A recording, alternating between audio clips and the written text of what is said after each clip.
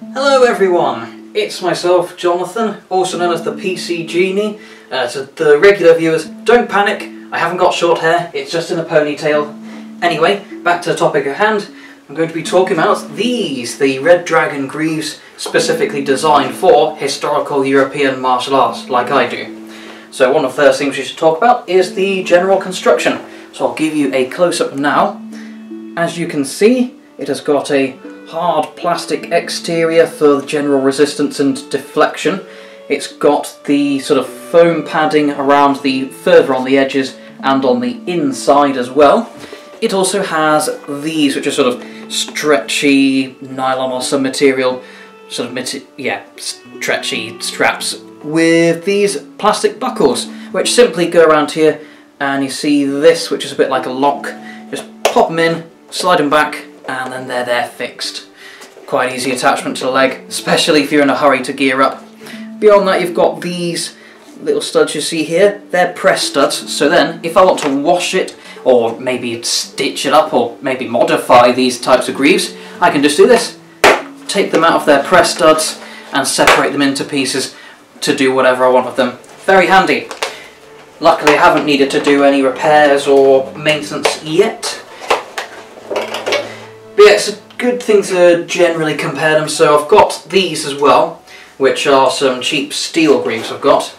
Now, one of the key things you'll notice is the sort of area of protection. So these types of greaves are only covering the shins, like you see on a lot of designs. So of course, with those, you've got basically up to maybe around the knee, or perhaps even below the knee, going down to about your ankles. Whereas these, because they are actually taller and articulated, sorry, forgot the word for a moment there, it means that they cover the legs a lot. It's one of the things that tends to be underestimated when talking about armour. Because it's not just the resilience and how tough and deflective the armour is, it also matters, of course, how much it's covering.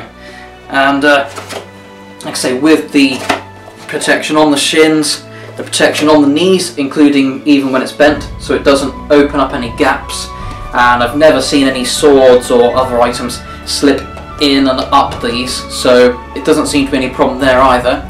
And of course, just up here, it starts to cover the upper leg as well, so you don't have to add extra cuisses or those padded sort of shorts that you might see in HEMA, because this starts to add more protection up there, and you really only need to start worrying about things like the cup for the groin, that sort of stuff.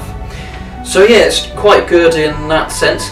Now in terms of the movement, I'd say it's excellent. Again, it's got this articulation, so you can fully bend the knee, not worry about protection, and also it's so mobile and flexible that you don't have to worry about, don't have to worry about restriction either. So I'll change into the greaves now.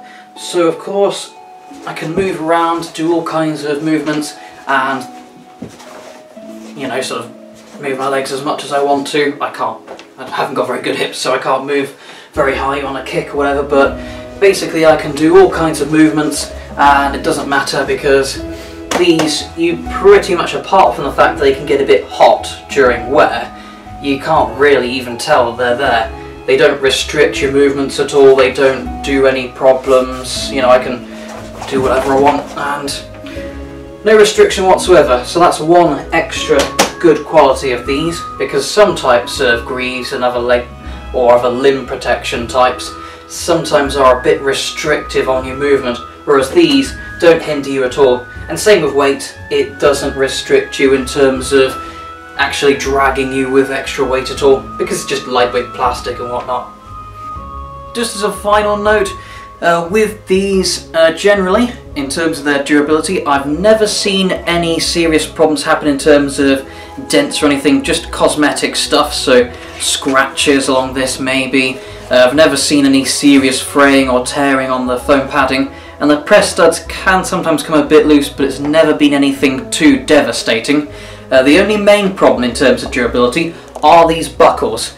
Now, obviously when they get struck with any sword or other weapon, they can, because they're not brittle in terms of very cheap plastic, but of course it's only a small bit of plastic, and when you hit it hard it can just snap sometimes.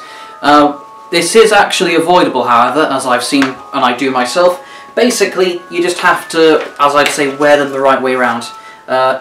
In case you haven't noticed, if you look here, on each leg the straps are on the opposite side. So basically what happens is, in fact, they would go this way around on my legs. So what happens is, when I strap them on, I make sure the buckle is always on the inside of my leg, because from my experience in sparring, for the most part, you tend to get hit more on the outside of the leg than on the inside of the leg. So thus, of course, just by that simple adaptation of wearing them the correct way round on each leg, although the comfort won't change at all and the feel of them, the actual durability will change, because these the most fragile and vulnerable parts won't be hit nearly as often, and you can just have all the damage being taken along here. So yeah, all in all, I think last time I checked they're about £45 or something like that. Very good value for money, and they're fantastic for HEMA and probably other types of contact sports as well. So all in all, they're excellent value for money. Cheers guys!